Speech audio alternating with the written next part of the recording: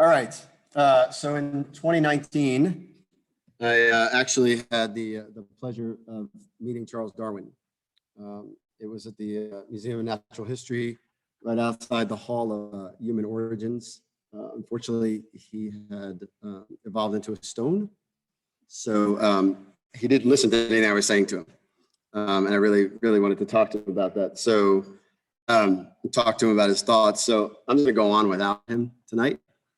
And we're going to actually, the fact that that statue is in the Museum of Natural History, I think sort of enlightens what our fundamental question is going to be, and we're going to find the answer to during these next 4 sessions.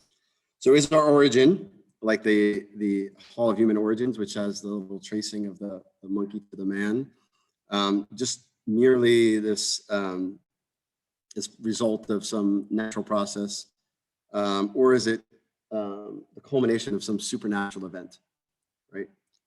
Did God create with scientific laws, or did he create these scientific laws? Are the scientific laws one of the things he created? And that's what we're going to talk about. So tonight, if you guys that are online, if you just want to throw your questions in the chat, we'll get to them at the end. You can just put them in there as we go, and then I'll leave time at the end for Q&A. Okay. Let me move this so you guys see better.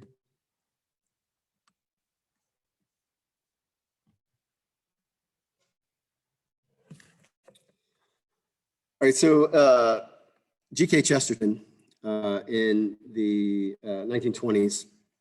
Wrote a book called The Everlasting Man, and it was his answer to Darwin, right? And in his sort of human, his usual common sense manner, he reminds us that if we speak about prehistory, we have to remember what we actually mean when we say prehistoric man, right? It's called prehistory because we don't know anything about it, right? So strictly speaking, of course, we know nothing about prehistoric man for the simple reason that he was prehistoric. History of prehistoric man is a very obvious contradiction in terms.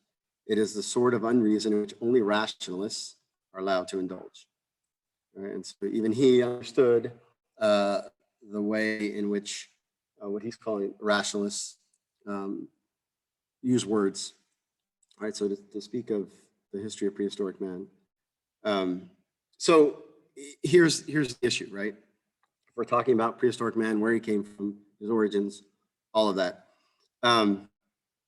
What we know about prehistoric man, we can't use the scientific method the way we normally do, right? You can't suddenly just put creation, the act of creation, into a lab, and then spin up some experiment and get it to come out, right?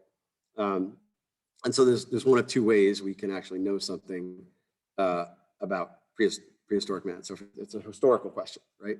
So the first way is we could rely on some sort of forensic science, which is what evolutionary biology is, right? So forensic science, it's not inherently invalid, although it tends towards, and we'll see a couple examples of this tonight, circular reasoning. So they say, well, what if this thing happened, right? Think about like police use forensics all the time, right? They'll say, okay, what if he really killed the man? And then they'll go and go, well, what did all these things, would have had to happen for him to do all these things, right? Even just the idea of like an alibi, right? And they would, okay, that assumption is wrong as an alibi, right? But you could see how if you start with the assumption that he killed the man, that you could easily come to that conclusion, right? And that's always going to be the danger in any forensic science like evolutionary biology. So a good example. Okay, so within evolution, there's this, or evolutionary biology, this thing called cladistics. How many of you guys have heard of cladistics? I don't know what cladistics is. All right, so cladistics is, it's a classification tool.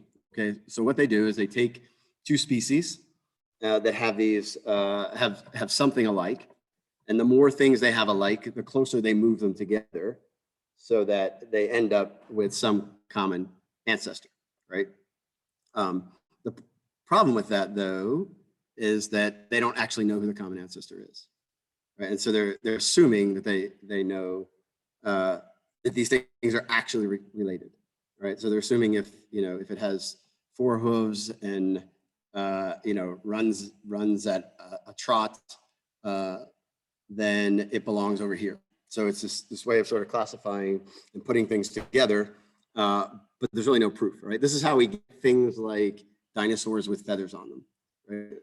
I think, well, if it's a transition species between birds and dinosaurs, it had to have feathers, even though they'll have no evidence that there are actually feathers there, right?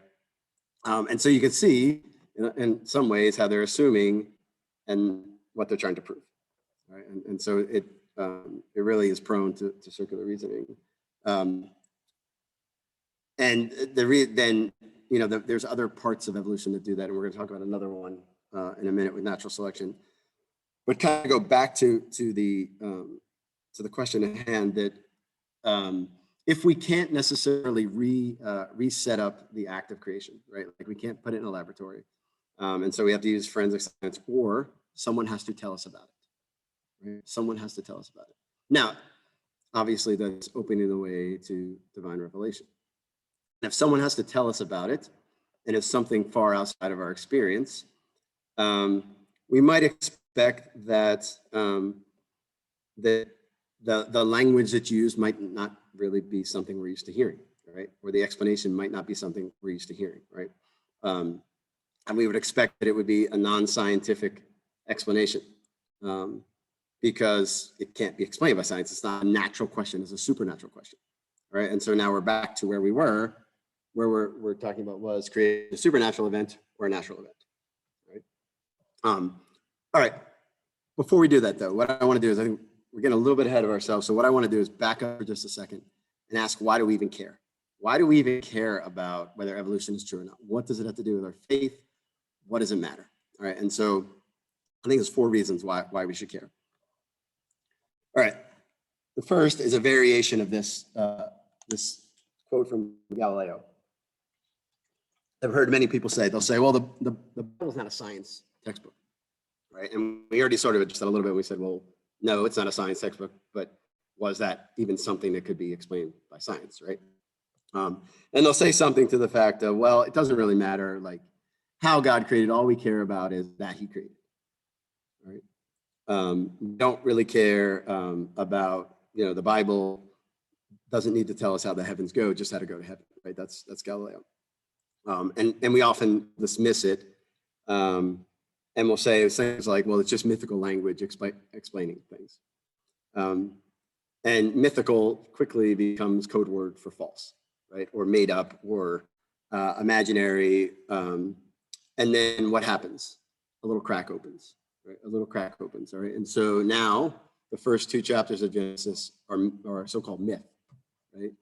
Well, yeah, now you've got the issue of Cain and Abel, and wait, who did they marry? Oh, Genesis 3 is thrown out. And wait a second, hold on. What about these mythical giant men who came down and mated with the women? Oh, and don't forget, we got to throw out the flood, because that would really mess everything up, because we're pretty much dependent on that. Sediment builds uniformly over time, right? That's how we measure everything. And so if the flood really happened, that's going to throw all our measurements off. Right? And so now we've done away with the first 10 chapters of Genesis. All right. And we've just now naturally explained everything from the very beginning. Well, then why does Jesus, why is he even who he says he is? Well, his miracles. What do we need? We don't need his miracles. We just need his teachings. Right? And you see how the crack opens and it just keeps going. Right? And there's no stopping it. Not surprisingly, if you open that crack, if you tear one thread off the seamless garment of the faith, everything else goes with it. Right? And so we should care about this, because this is the way that, in the 20th century, that sort of critical biblical scholarship has destroyed faith. Right? Evolution was the crack in which it opened. And so once you've thrown all those out, evolution didn't just replace a scientific theory. It didn't just replace one scientific theory with another, but it wiped away everything, right? You ask someone 200 years ago how old the Earth was, they'd say 6,000 to 9,000 years. The Earth ages 150 years later, and now they've added millions and millions, if not billions of years, all right?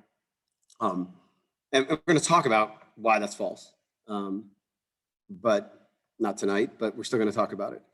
And I mean, the second part of this is really important, is how the heavens move actually matters. It actually matters. Psalm 19 says, the heavens declare the glory of God. Why do the heavens move in the way they move? Why would they move that way? Why did God do anything the way he did it? To reveal himself to us, right? To show his glory, right? So that we could come to know him. So the other fallout, not surprisingly, which has hurt the church, is the sacramental view of reality has just went out, right? Everything is mechanistic, everything is measured, everything is predicted, and no longer do things have meaning anymore, right? And the example, I always use the same example about if I ask the question, why does the moon orbit the earth? Right? Well, why does the moon orbit the earth? And someone will always say, well, the gravitational pull forces acting against each other. But that's how, right? And we've substituted how for why, right? Because God could have done it a billion other ways. Why does he do it that way? Right? Because it's meant to reveal something about us, right? And so it absolutely matters how he created, right? And how his creation works matters too. That's why the church was always at the forefront of science, right? It wasn't because technology gave us power. It was because knowledge gave us more love, right? Knowledge gave us more love of God. And so the church always cared about science, and that's why it was to the forefront, right? And the church has to step back into that role. And again, we'll come back to that. All right. So the other sort of reason that this matters, often we're told, well, truth cannot contradict truth. So we're saying, okay, well, evolution is true, so then all these other truths have to follow. All right. Let's think about for a second, if evolution is really true, what truths follow. Darwin in Origin of Species says, as many more individuals of each species are born than can possibly survive, and as consequently there is frequently recurring struggle for existence, it follows that any being, if it vary however slightly in any manner profitable to itself, under the complex and sometimes varying conditions of life, will have a better chance of surviving and thus be naturally selected. From the strong principle of inheritance, any selective variety will tend to propagate its new and modified form. All right, so you'll recognize that is as his survival of the fittest, right? That's what he's talking about. So what are the consequences of believing that, though? What are the actual consequences, right? So if it's true, if it is something that is at the base of reality, right? How can you argue that racism is wrong, for example? Right? Some races are evolutionarily further along than other races. There's no argument that you can give me to tell me racism is wrong, other than maybe you just don't like it right now. Right? And in fact, not surprisingly, you could go down the line to, Stalin, Mao, Hitler, all of them loved Darwin for this reason, right?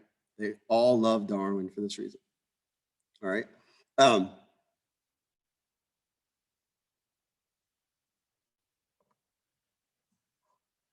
Let's go a little deeper, all right, into what he has to say.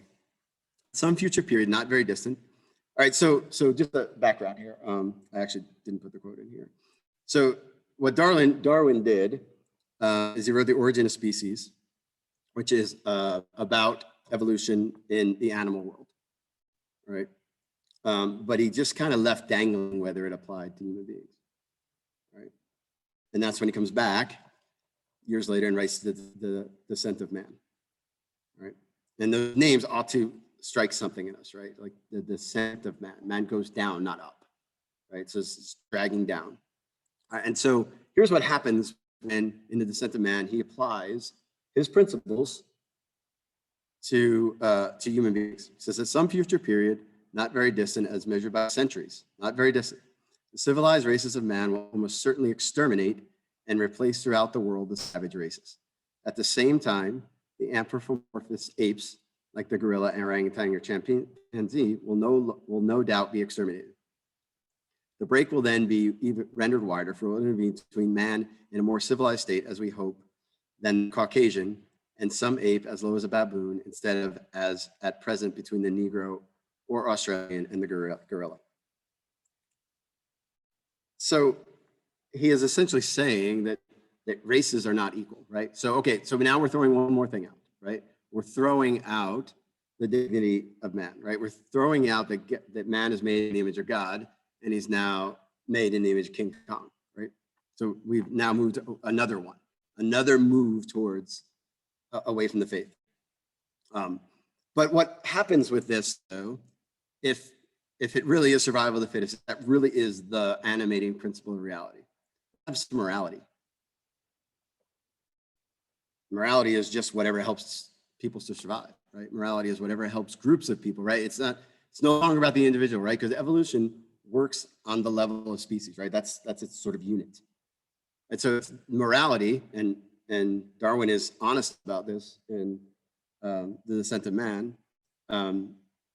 Morality is whatever is convenient for whoever's in power, right? Whoever is moving evolution along, whatever they deem to be moral is moral, right? Might makes right.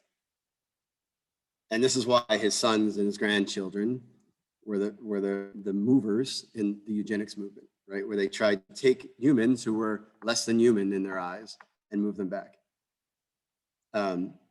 Get rid of them, right? They would try to sterilize them, whatever.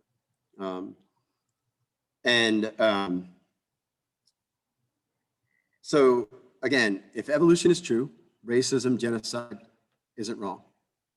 Okay, there's no way you can argue that. And so now we've moved now to the abolition of the natural law. Natural law is gone too, right? Because nature, red in tooth and claw. That's it. There is no such thing as human nature. We're going to talk about that in a minute when we get to his discussion of species. Now, is it unfair to blame Darwin for this?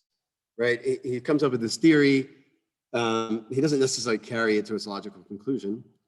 And I think it is. And here's why. Darwin came from a long line of abolitionists, right? Hated slavery, right?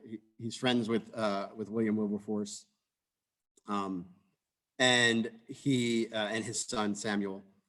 And after he writes The Descent of Man, Samuel Wilberforce, William Wilberforce's son, sends him a letter, and he says, "Do you realize what this will open Pandora's box to?" And he tells him he will open it.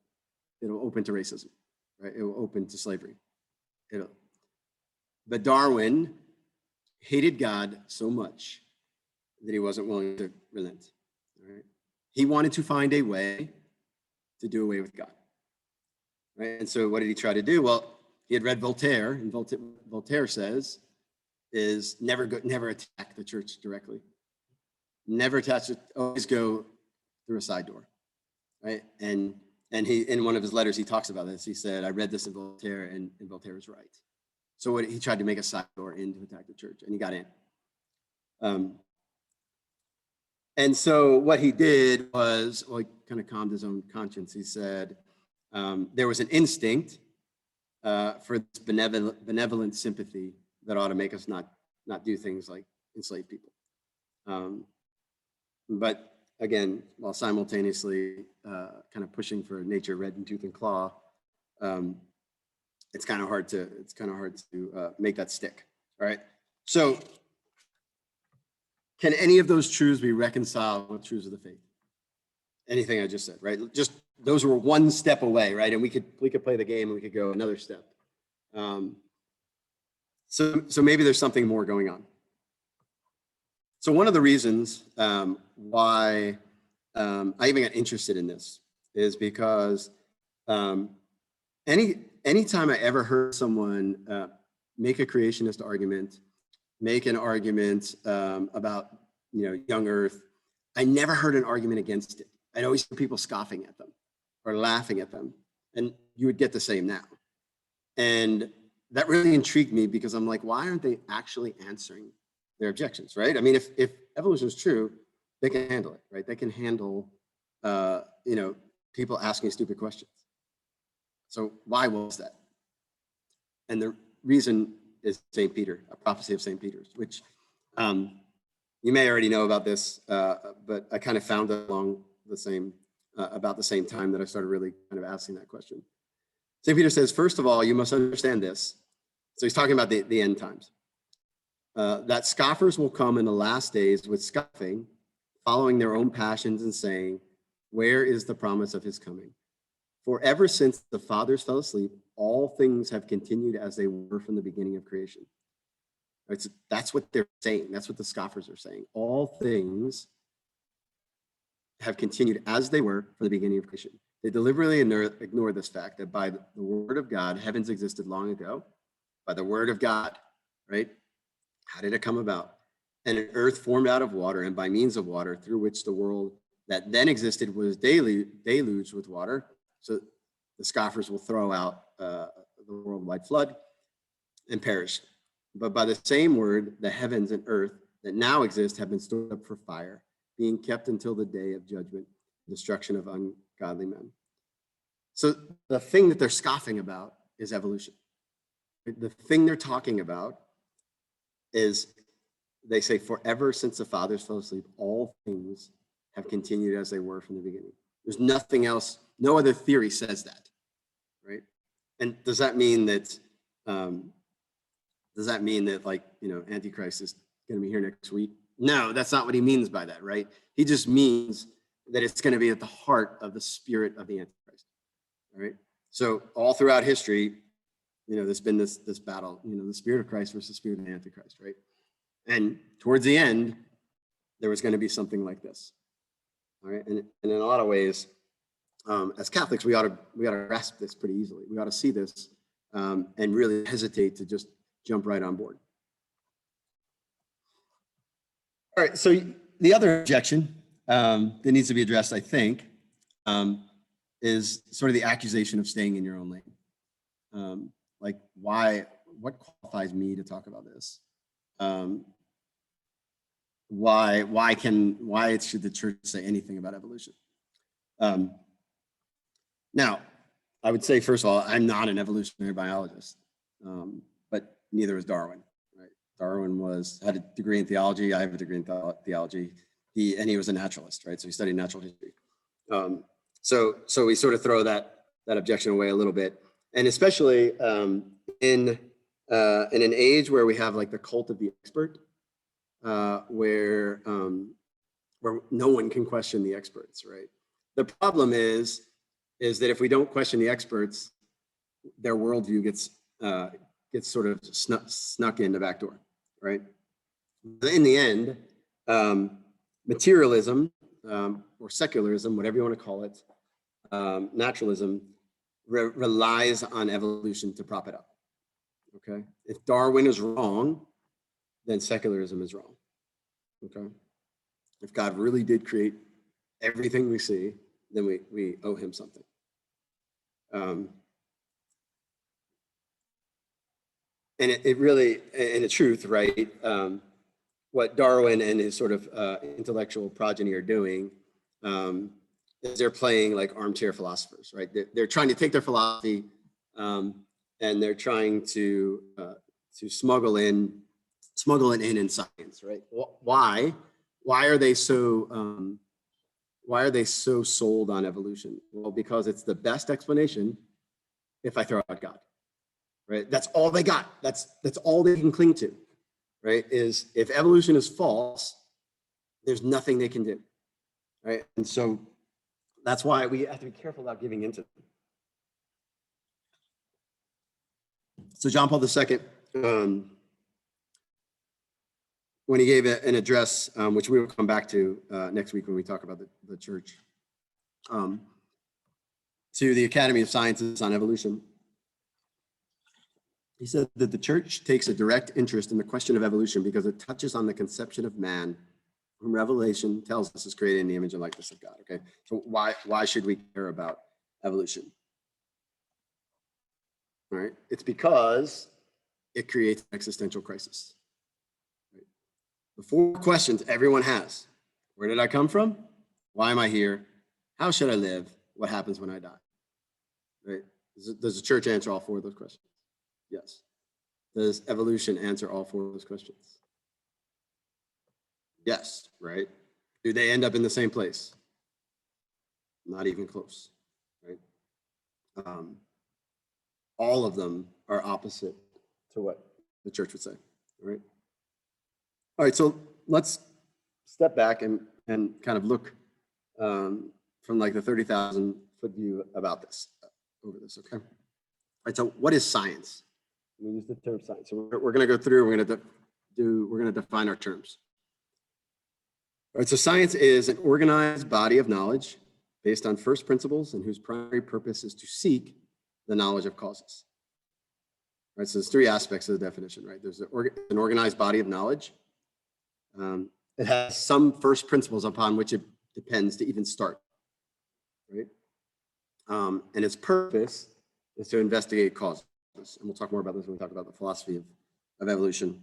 But the notion that there's four causes of a thing will tell you what the thing is, all right?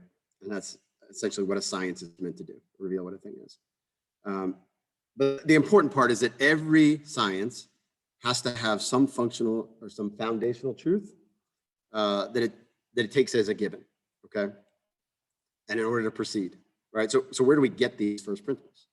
Well, there's a hierarchy of the sciences, all right? And the lower ones get them from the ones above, all right? And the hierarchy is based upon the object, what the thing is trying to study, right? And so what the thing studies and how actually matters, okay? So the highest science, because it pertains to God, would be theology and natural theology. So the difference only being natural theology being where you can get with human reason. So that would be the formal object would be human reason, where the material object is God. And then theology, you could just has to do with divine revelation, so what God revealed, okay? And then you have metaphysics, which studies being as a whole, all right? And then under metaphysics, you have the philosophy of nature, which studies the properties of matter, right? And it studies them through the fundamental causes, right? So it looks at things like the nature of change, like, which is really important for evolution, right? Like it says one thing changes into another. Okay, well, what are the rules of change? Right, so if you're going to posit that something changed from one thing to another, you have to have some first principles to tell you what those changes look like. What makes, if I break the screen on the projector, right? I've changed the projector in some way, but it's still the projector, right? If I take all of the insides out and put a back on it and make it into a chair, I've made it something different, okay? And so the first would be just an accidental change. And then the second would change the nature of the thing, change the essence of it. It would be, or substance, it would be a substantial change, right? And so we have to have rules for understanding how those changes happen. What is the object in which it changes? What's the thing? Like in a change, there has to be something that's held constant, right? And all of that, right? So empirical science depends upon that, all right? Because empirical science is trying to sort of study matter, material objects, but through the lens of accidents, through that lens of what it looks like, right? And can we get to what's sort of underlying by getting what it looks like, right? And so what happens is the philosophy of nature borrows from metaphysics for its first principles, right? Metaphysics borrows from natural theology for its first principles, right? And then divine revelation, everything in it is a first principle, right? It's a given, right? That's the definition of revelation, right? And so once we can sort of apply this to the question of evolution, and which is what we're going to do each of the next 3 weeks, each of the next 3 times we meet, we're going to find out that when we look at theology, that which is the first we'll look at, that evolution is completely untenable. And if we look at metaphysics, we're going to find out it's metaphysically impossible. And then when we actually look at the science itself, we're going to find that it's dubious, not surprising, right? Because the way science should be done is if one of your answers to a question is metaphysically impossible, you don't waste your time, right? You don't waste your time trying to figure out the answer. All right, so let's look at the theory itself, okay? And I'm sort of summarizing here, but I think these sort of 5 steps captures it. All right, so the theory of evolution posits common descent with modification. That consists in 5 components, all right? Life itself is a result of continuing evolutionary processes. So everything is constantly in flux, all right? As opposed to a stable world. Second principle is common descent. The third is gradual development from one species to another over a long period of time, right? So you can imagine, again, going back to what I said, that if it turns out that the Earth really is only 11,000 years old, say, evolution crumbles, right? Because all of these gradual developments from one species to another has to happen over a really long period of time because it's just little changes that somehow accumulate. Its mechanism is natural selection, and we're going to talk about what that is in a second. And it operates, even though its fundamental unit is species, through variant individuals. So you can think in terms of mutations, okay? So these mutant individuals are the ones who introduce something new into the gene pool that then natural selection sort of selects on, all right? I mean, and it's important too, like the sort of the generic idea of evolution, and we'll talk more about this next time. That's not new. Darwin didn't come up with that. That has been the fathers of the church knew about it, right? What he came up with and why it's sort of always attributed to him, he came up with the mechanism by which it works. Right? He came up with what he thought was the mechanism by which it works. And so that mechanism is completely natural, right? All the other sort of ideas of supernatural in some way it had something to do with the deity, right? What's important then, not so much is the fact that the mechanisms themselves, but that it's a purely natural process, right? So an attempt to change 2,000 years of understanding of it being a supernatural process into a natural process.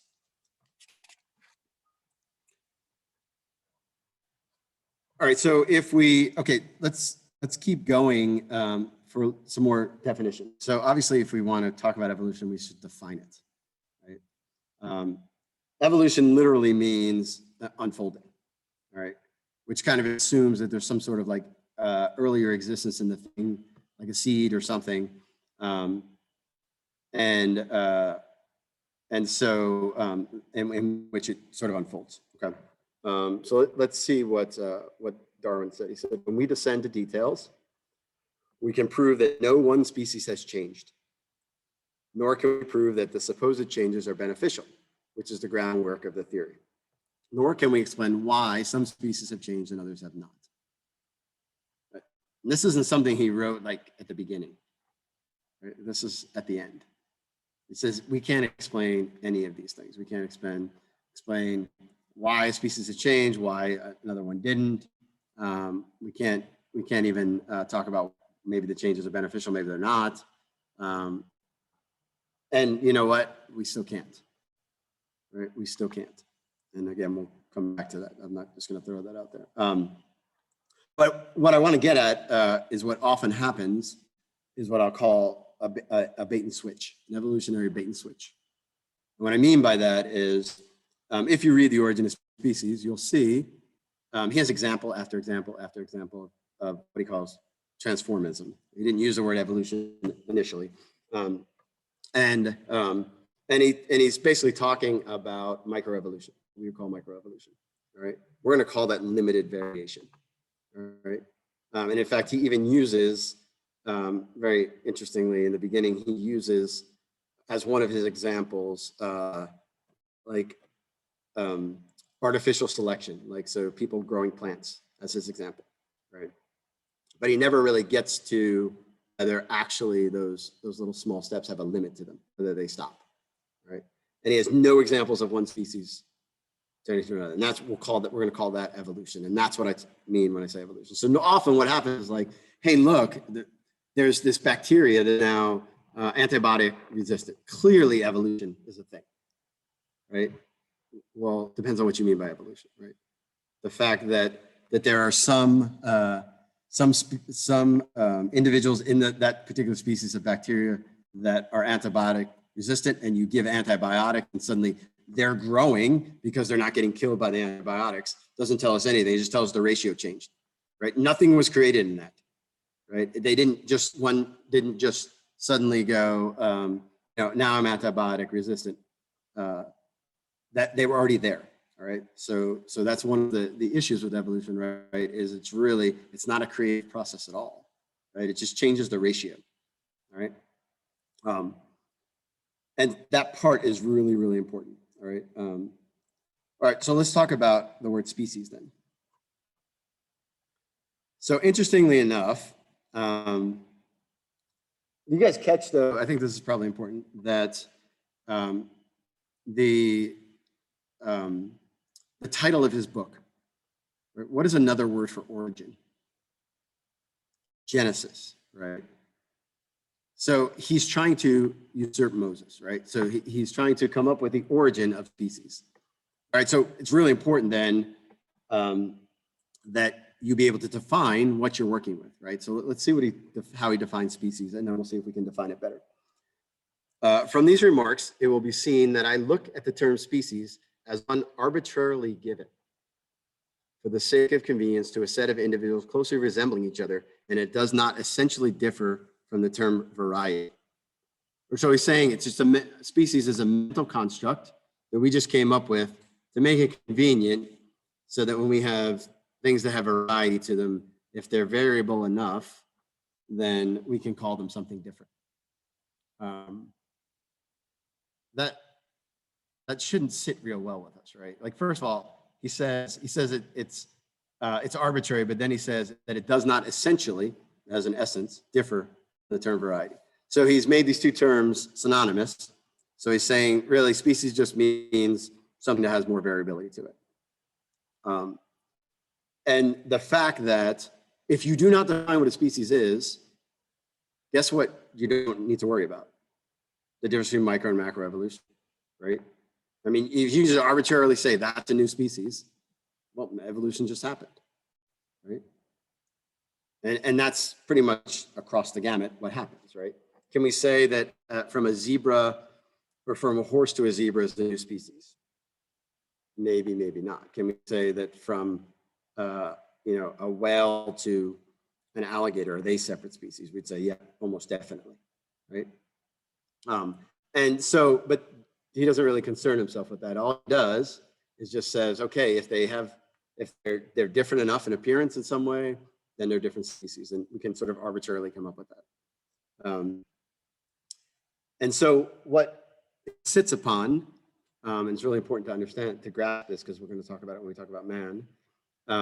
Everything in reality for him is just differences in degrees, right? There's no differences in kind, right? And sort of understand the difference, right? A difference of degree would be, I have 2 cups of water in front of me, and one has more in it. They're both the same thing. There's just an accidental difference that one has more in it, right? But if I have a cup of water and a cup of beer, then those 2 things are essentially different, right? They're different in kind, not different in degree, right? And so what Darwin posits is that everything is just a difference in degree, right? Everything just sort of builds on top of what came before it.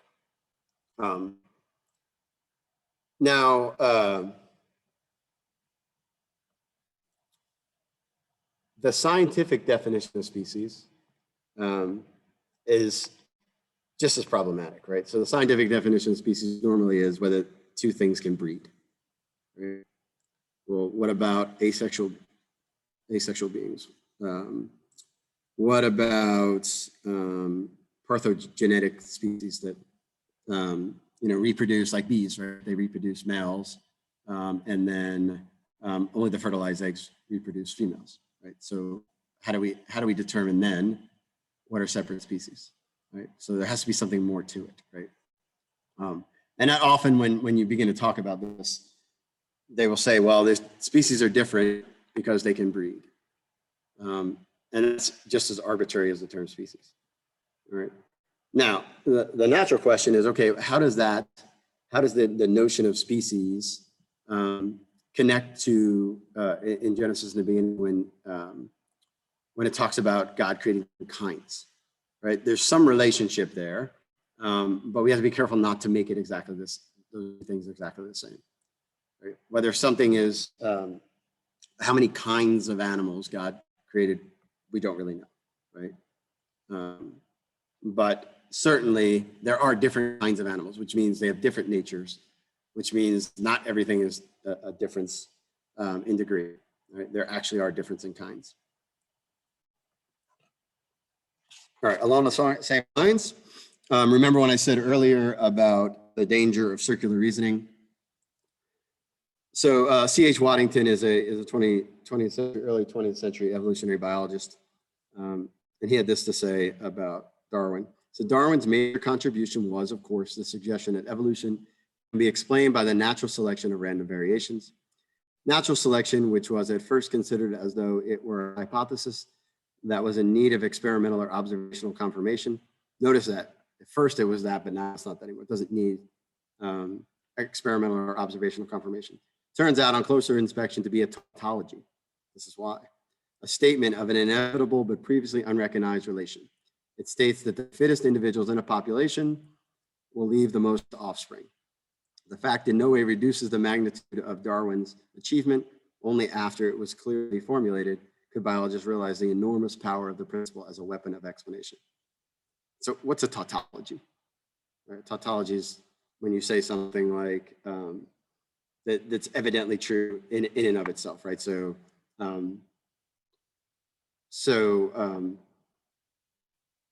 let's just use the example of the survival of the fittest, right? So what does it mean to survival of the fittest? What does that mean? Those with the best genes get to survive and pass their genes on. Yeah. So, but what does fittest mean? Like what makes something fit?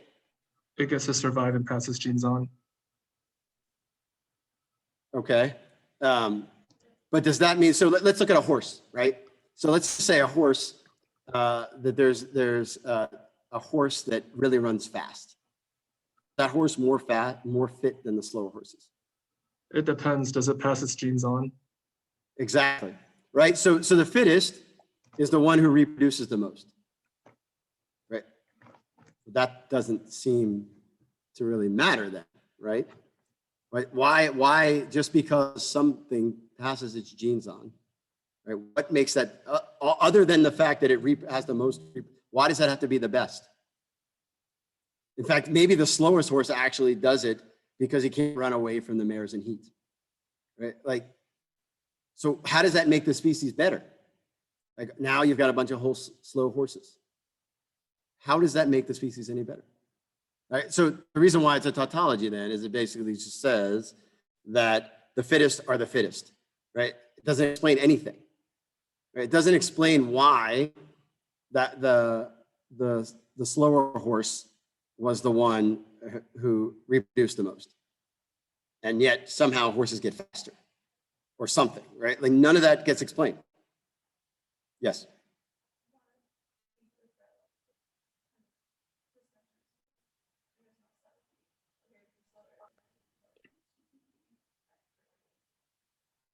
Right, but yeah, but that's not. But that doesn't tell us any. Like that doesn't have anything to do with survival of the fittest, right? So the safety from predators has nothing. He could have been in. He just could have just impregnated 700 horses, and he's the slowest, and he got eaten. So what? You see what I'm saying? Like it doesn't matter. It doesn't. The point is not that it's not that anything's wrong. It just doesn't explain anything, right? It doesn't explain why that those genes actually still survive, right? And that's why it just kind of repeats itself, right? Like if I ask you, okay, why, how explain to me how man came from an ape. And you just say, well, the ape with the most offspring had the most offspring. That's what you just told me. That's all you told me, right? It was because the ape with the most offspring. So there has to be another explanation, right? The point is he grabbed that common sense thing and tried to turn it into an explanation that doesn't actually explain what's going on. I mean, it makes perfect sense to me, right? That the fastest animal would be the one that would outrun its predators, and they're likely to survive. But if they're so fast that the mares can't catch up to them, then they haven't done anything, right? So the point is it's not an explanation. And nor does it actually establish that that anything will change, right? So what if it's changing just enough to stay the same? Right? What if it's, what if the horse just gets a little bit faster? And ultimately everything stays the same, right? Like I look at the balance of different phenotypes and genotypes in the population, they're exactly the same. And the horse got a little bit faster, but it stayed exactly the same, right? So it doesn't tell me anything, right? And that's the sort of thing that evolution is hanging its hat on, right? That we have to be aware of. And so Chesterton, when he sort of summarizes the origin of species, again, in his usual sort of way, mentions that there's a certain irony, right? That it's called the origin of species, and it neither explains what a species is or actually says where anything came from. He said, okay, one thing comes, this moth turned into another moth, fine. This, bird turned into another bird, fine. But he doesn't ever say, how did the bird get there? How did the first bird get there, right? That would be an interesting question. That would be about the origin of the species. He's just trying to tell me how one species becomes another. All right, and so Chesterton says, nobody can imagine how nothing could turn into something, right? So this is the big question. How did we get something? Why is there something rather than nothing? That's the question of origin, right? That's not the question evolution actually answers, right? Like that is a big question not to have answered when you claim to have the answer, right? Why is there something rather than nothing? Nobody can imagine how nothing could turn into something. Nobody can get an inch nearer to it by explaining how something could turn into something else, right? It is really far more logical to start by saying, in the beginning, God created heaven and earth. Even if you only mean in the beginning, some unthinkable power began some unthinkable process. For God is by its nature a name of mystery. And nobody ever supposed that man could imagine how a world was created any more than he could create one. But evolution really is mistaken for explanation. It has the fatal quality of leaving on many minds the impression that they do understand it and everything else, just as many of them live under a sort of illusion that they have read the origin of species. All right. So the irony is that it explains neither origin nor species. All right, which is, most people would say, okay, that book was a failure. Right.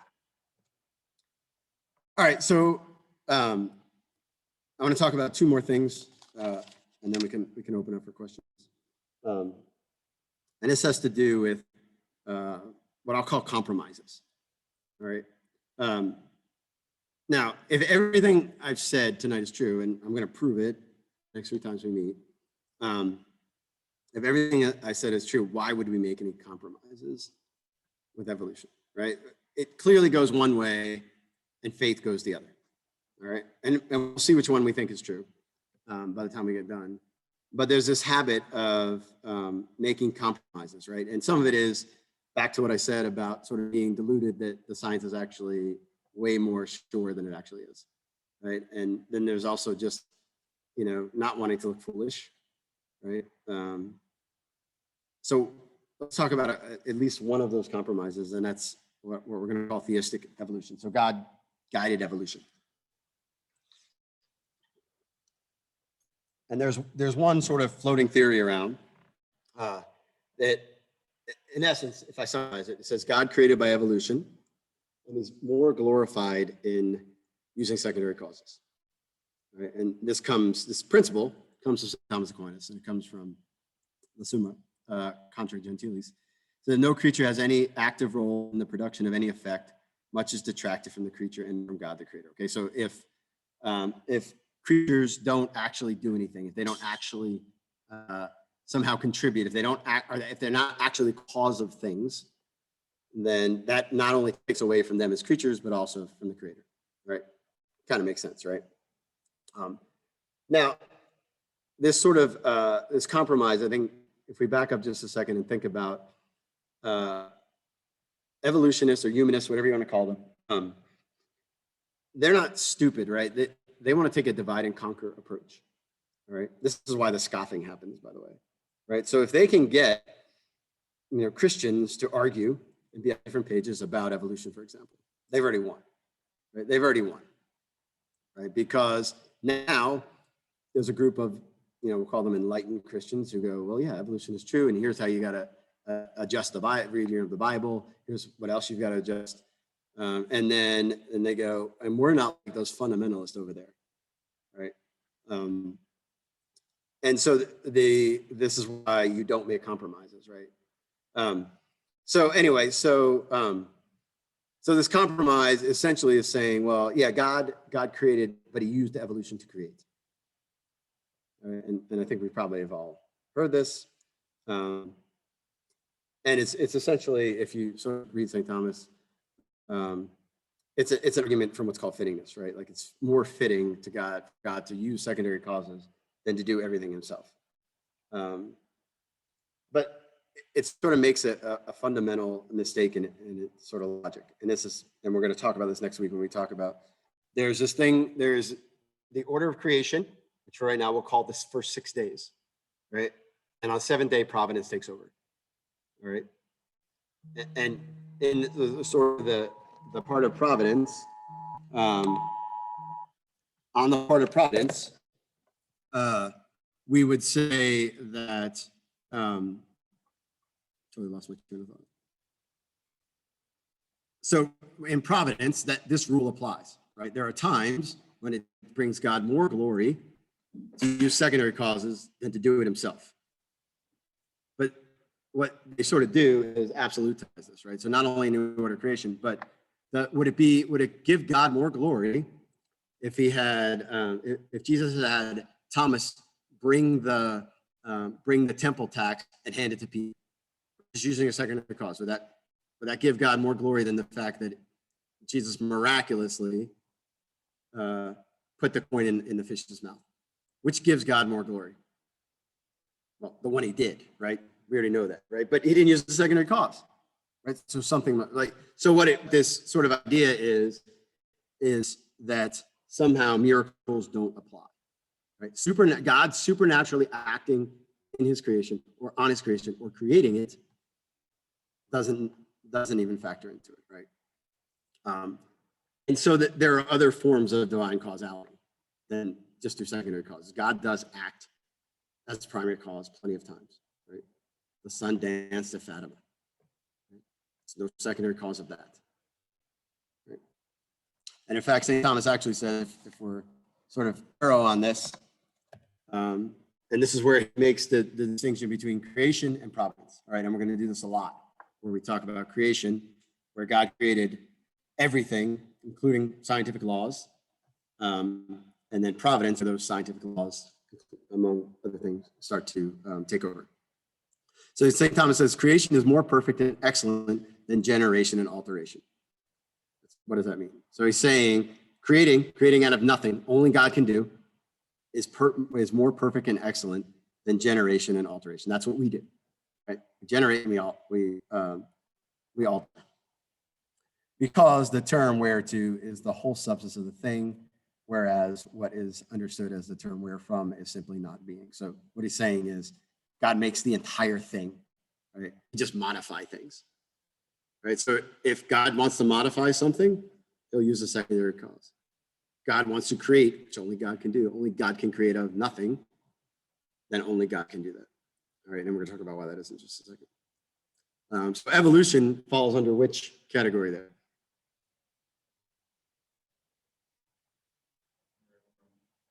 Yeah. So he says, hence, nothing else can act positively, instrumentally to this effect. So he's talking about, can something create out of nothing? Can a thing create out of nothing? Right? Well, God can do a lot of things, but he can't create something that can create out of nothing. You know why? Because that's nonsense, right? What do you get from nothing? Can God create nothing? Nothing is not a thing, right? So you're essentially saying that God can create nothing that produces something out of its own power, right? That's what they're saying when they say that. Right? When they're saying it's sort of folded up in creation is evolution. That God can create a nothing that produces something. Right?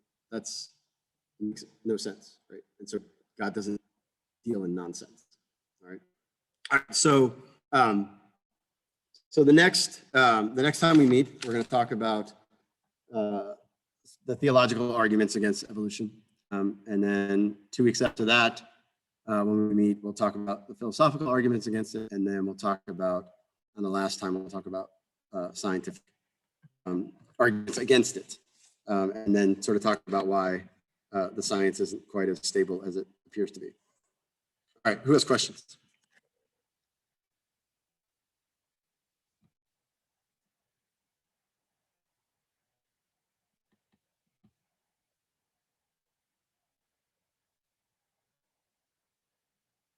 All right, so I will, there's a couple on the chat. So does evolution necessarily lead to the acceptance of nominalist framework? Yes, because so nominalism says that nothing has nature, right? It's just, we just give them names. That's where the term nominalist comes from, because it's convenient for us to talk about them or to categorize them or group them. So yeah, so evolution comes right out of a sort of nominalist framework. And it also requires, which we'll talk about the philosophy, it also requires looking at the world through like the eyes of a Cartesian sort of understanding, where reality is really in my head and everything else outside doesn't matter. Isn't the point of survival of the fittest that the horse would be just fast enough to get away from predators, but also evolve along the mares that can keep up with the horse to mate with? I don't know. It could be in certain situations, but in other situations, it might not be that case at all, right? So we have to come up with some definition of fittest, or perhaps the fast horse is fittest because it can get away from the predators, so that next mating season it will be alive and can have more offspring. So the slow horse will have less offspring because it is not alive long enough to do so. It could outrun all the predators, but had it not been able to outrun the predators, maybe predators would have ate less of them, and then there would have been more mate the next season, right? So again, there's all these, and this is what evolutionary biology does, by the way, like these imaginative situations where, again, that's what a forensic science does. I mean, I'm not poo-pooing that science part of it, but it's all supposed, right? And it all depends on the situation. Totally depends on the situation. All right, other questions? I think what Rob's getting at is that the whole concept of survival of the fittest requires circular reasoning of some sort, because you're asking, okay, what does it actually mean? What does it fundamentally mean to be the fittest, right? And that's really dependent fundamentally on whether you survive long enough to pass down your genes. Okay, and using backwards logic, you say, okay, so what passes down my genes then must mean that the individual is fittest. So like Rob said, it's kind of circular reasoning in the way that you have two terms which definitions depend on each other. So in your example, yes, in this specific circumstance, it does sound like being a faster horse might be more advantageous. But perhaps in another environment, being a faster horse is actually bad because it requires additional energy consumption and food is relatively scarce. So it doesn't matter if you can run fast. If you can't survive the cold winters with low food, you're basically screwed. I miss you, Sharby. Thank you. I miss you too. Yeah, what he said. Other questions?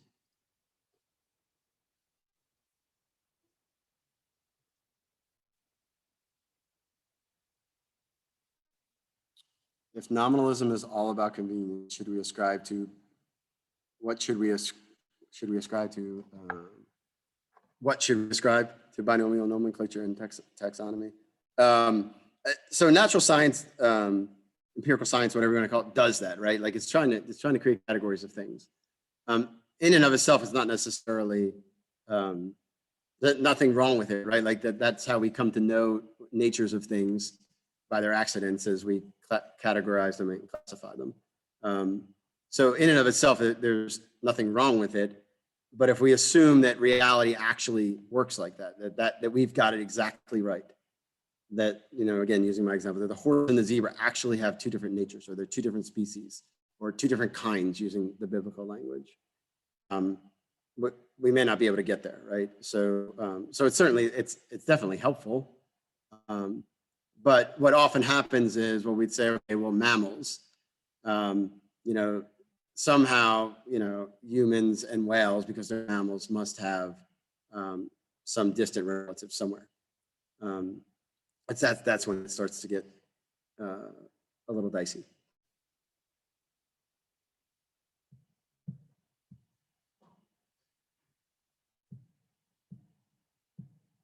All right, other questions? Yes.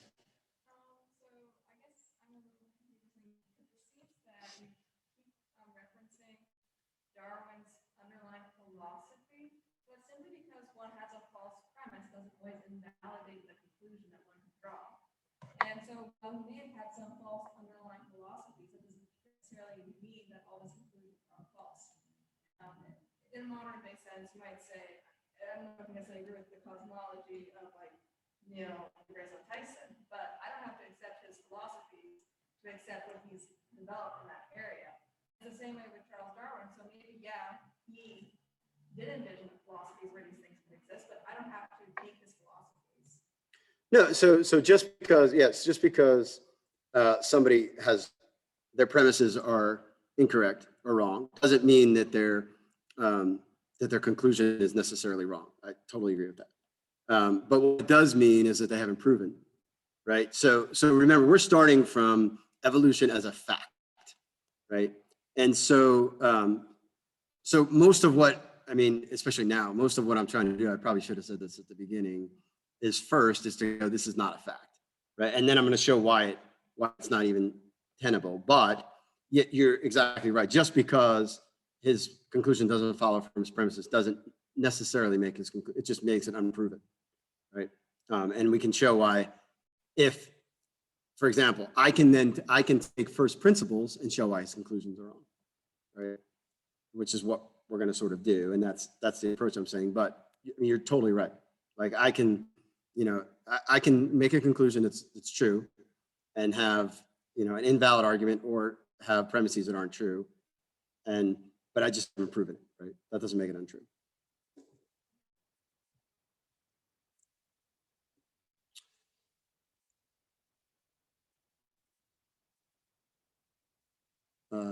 That's not a question. Okay, Aaron.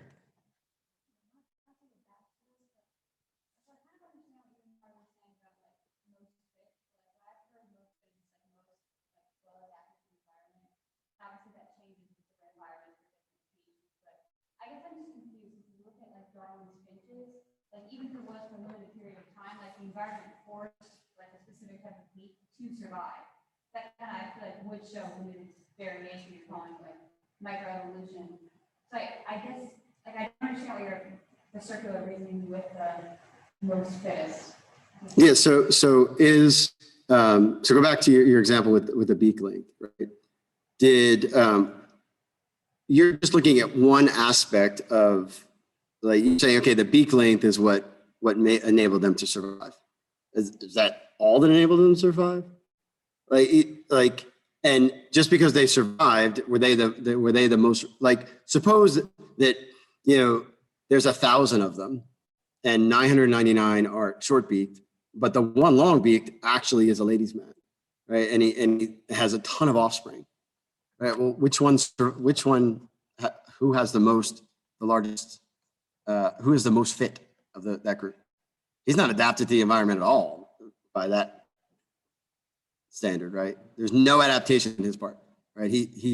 But he is now actually the most reproductively fit, right? And so really what it all comes down to is any definition of fitness is really reproductive fitness. That's it. Like, it's hard to go from anything else than that, right? Which is why, like, Darwin's offspring understood that, and that's why they were so adamant about sterilization, right? Because they're like, these poor, disgusting people won't stop having kids, right? Like, this is the heart of Margaret Sanger. This is what she believed, and it started there, right? And so, because she saw, she's like, wait, they're having kids, they're having 10 kids. Like, we can't let that. It's bad for the race. You know, the Negro is having 10 children. That's bad for humanity. Like, that's her logic, and it comes straight from Darwin, right? That's survival of the fittest. Like, she understood, okay, it's really reproductive survival that matters.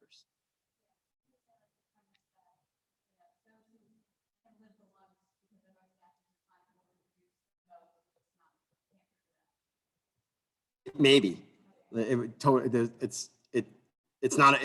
might be an explanation, but it's definitely an incomplete explanation, right? I just wanted to say, when you were talking about it the first time, all the survival of the fittest, abortion came up. Yeah, that's what it is. That's totally it. Right away when you said that, and I'm so glad you addressed that with her. So that is totally where, I mean, that's where the mentality comes from.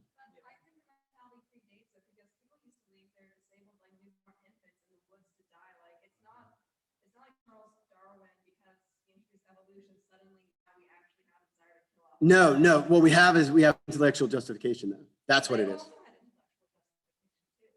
Maybe. I mean, that's fine, but in a culture that's scientifically oriented, or I mean, I'll just that's soft enough. When science tells you can do something, then you can do it.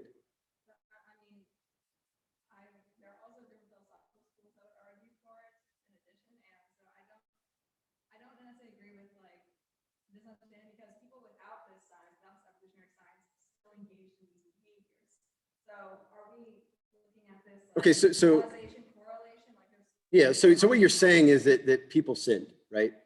But here's what's unique about it, right?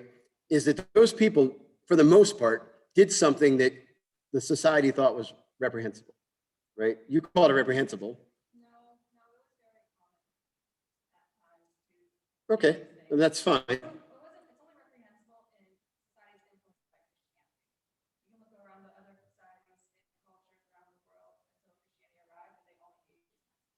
Okay, that's fine. I would just say that I don't think that when that happened, they were going around bragging about it the way people brag about abortion. I don't think so. I think that I think by sterilizing it the way that we do, I think it's a totally different thing, and I think it's because there's a scientific justification behind it. I mean, I totally understand you disagree with that. I don't dispute that people have done that for ages upon ages. I don't dispute that, that the Didache talks about abortion. I don't dispute that the Romans used to leave their children to be exposed. I don't dispute any of that. What I do dispute is that anyone who, I don't think consciences were deadened the way that they are now. Like, I think if you can rationalize and intellectually justify something, and you have a reason for doing it versus your own personal reason, right? Like, I don't want this child is deformed, versus, oh no, it's okay to do this. I think that's the new part, honestly, because I don't think anyone, I don't think it was promoted and pushed the way it is now. I mean, I could be wrong, but I don't think that when they would expose their children, that it was a thing that they would go back and brag to their friends about the way they do now. Yes.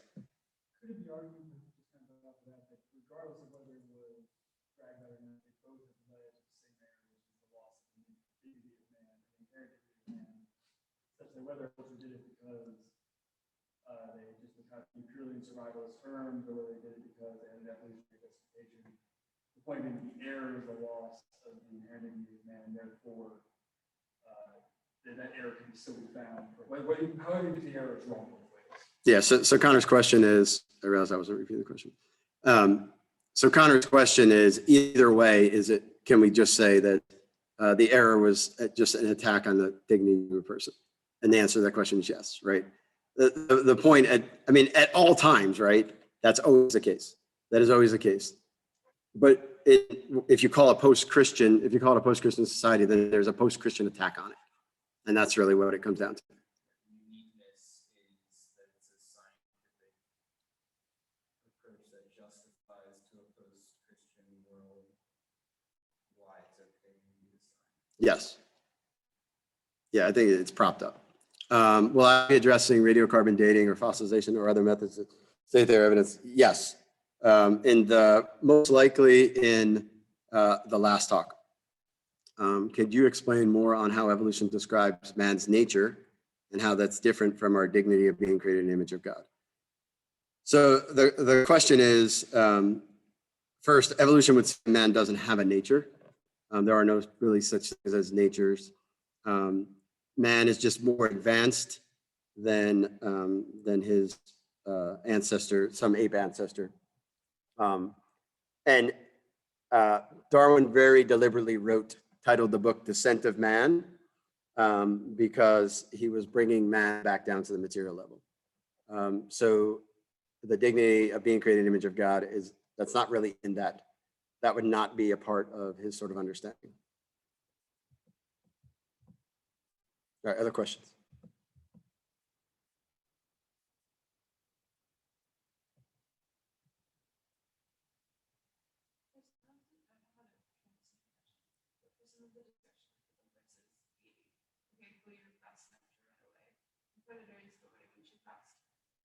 And you run away from the nurse soon and then inches, but it'd be like long week burn in an area where having to shoot at the review.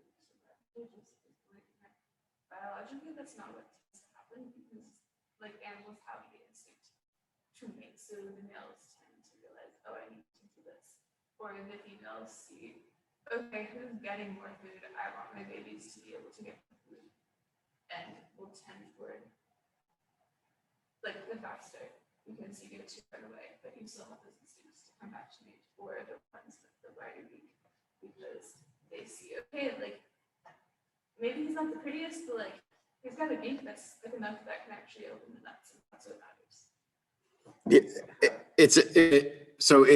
It can be an explanation, but there's so many counter examples too, right? Like you gave me a situation where the beak was advantageous, but that may not actually, the beak may have nothing to do with whether they survive or not, right? So there's no way until you can explain to me other than the one who has the most babies is the fittest.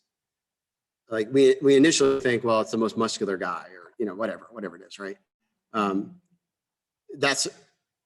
we have to have a better definition than that because that's not always the case, right? It's not always the one who's best adapted to the environment, whatever that means. I don't know what it means for an individual to truly thrive in an environment. It's not always him that sends his genes along, right? You're asking for a universal definition for fitness aside. I think if it's a principle upon which you're going to build something, you have to have, just like species, right? Like why, if you're saying that really species is meaningless, then why bother even talking about evolution? Like you've really said something we already knew. Things change. And sometimes they change in ways that they look a little different or look more different.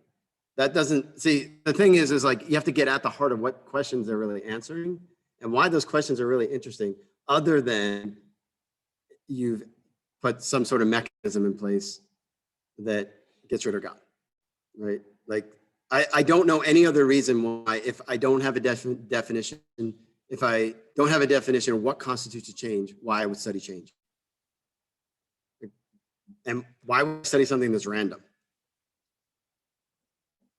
Do certain, like, other than saying they look alike, like that doesn't really tell if they've changed, right? So I think if you go back to the roots of it, you got to come up with a good foundation for a science, right? What are the first principles?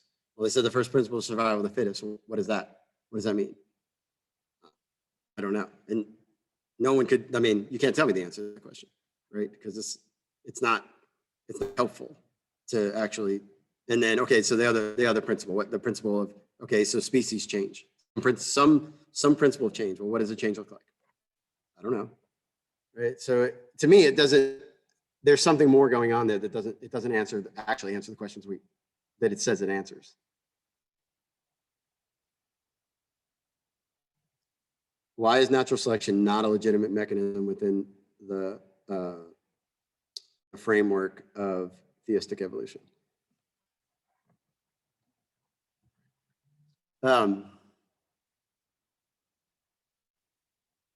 So the question I think, Chris, you're asking is going back to why can't God actually create using natural selection? Is that what you're kind of asking? You can give me a thumbs up if that's the case.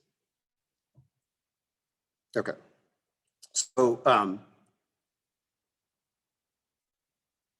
So I think it goes back to, as a principle, we don't know what the principle actually is, right? So in other words, if I'm going to base my, I'll call it my theology, my philosophy, whatever it is, on that as one of my founding principles, well, you gotta define it as a principle first, what it actually means. Does that make sense?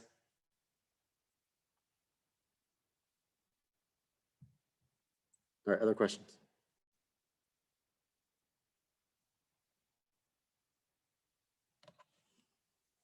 All right, one of you guys want to pray? And we will call it a night.